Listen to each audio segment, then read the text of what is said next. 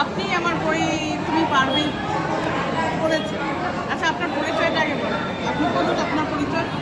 আমার নাম দুষ্মন্ত চ্যাটার্জি।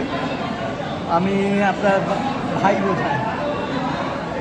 আর যে ও পিঙ্কি। হ্যাঁ, পিঙ্কিকে ভাই বলছো।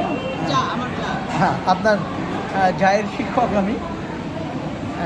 যদিও কালচারাল লাইনের এই কিছু শিক্ষাও আমার কাছ থেকে নেয়, সেই হিসেবে ও আপনার সঙ্গে আমার পরিচয় করিয়ে দিয়েছিল বইমেলাতে। আমি আপনার সঙ্গে বক্তব্য শুনেছিলাম এবং আপনি আমাকে একটা বইও উপহার দিয়েছিলেন পড়ার জন্য। বইটি পড়ে সামুক আমার মনে হয়েছে যে এক অসাধারণ বই।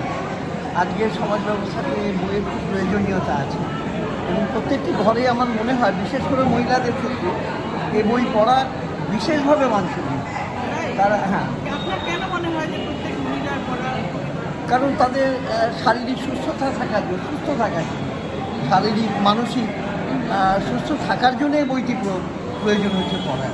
এবং আমি প্রত্যেককে বলবো যে একটু সময় সুযোগ করে বইটি সংগ্রহ করতে এবং তারা একবারের জন্য পড়ুক, নিজে পড়ুক এবং অন্যকে পড়ানোর দাবি। তাতে আমার মনে হয় সমাজ উপকৃত হবে। হ্যাঁ, সমাজের উপকারের জন্যই এই বইটা লেখাই হচ্ছে সমাজের উপকারের জন্য। সমাজ উপকৃত হবে এবং সমাজের উপকারের জন্যই আমি তাদেরকে অনুরোধ করবো আপনি নিজে পড়ুন এবং আরও 5 জনকে পড়ান। হ্যাঁ, বইটির নাম হচ্ছে তুমি পারবে। হ্যাঁ, তুমি পারবে। এবং আমি এর সাথে একটা জিনিস উল্লেখ করতে চাই যে আজকের দিনে অসুখ বিসুখ বেড়েই চলেছে। একদম। এবং তার একটা প্রধান কারণ আমরা দুটো বিষয়ে মন দেই না। একটা হচ্ছে যে ইমোশনাল হেলথ, আর আরেকটা হচ্ছে স্পিরিচুয়াল হেলথ।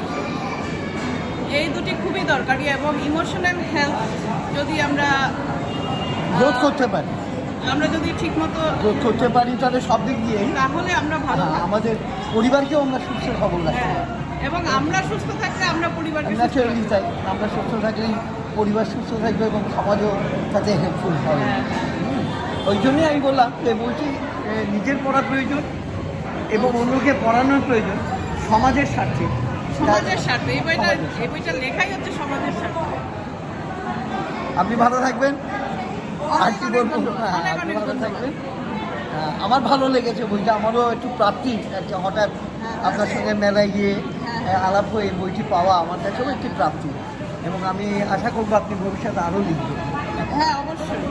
অনেক অনেক ধন্যবাদ।